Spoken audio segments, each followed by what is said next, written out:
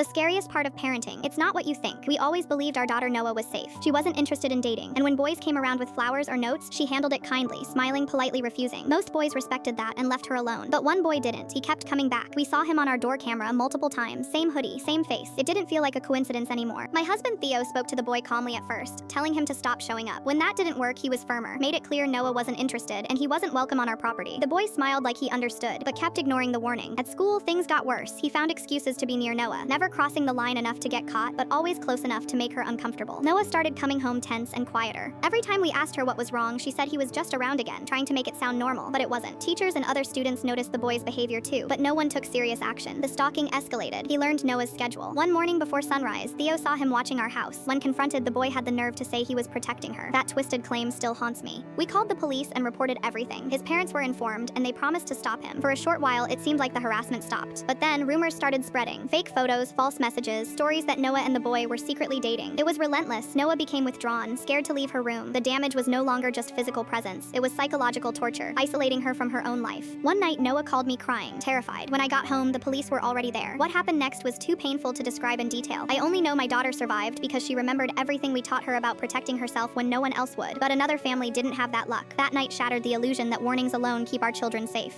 Our lives will never be the same. But I share this story to remind other parents to listen closely when their children say something feels off, even if it seems small. Protect your children, not just from strangers, but from those who refuse to respect boundaries, because sometimes the hardest part of parenting isn't the danger itself, it's the silence around it, the moments ignored, and the trust broken before you even realize it. After everything, the hardest part was watching Noah try to rebuild herself while carrying that invisible weight. She wasn't the same confident girl anymore. School became a battlefield, every hallway a reminder of what she endured. But she refused to let fear define her. Slowly, with time and support, she started speaking up, not just about what happened to her, but about the importance of boundaries, respect, and safety. Her strength surprised even us.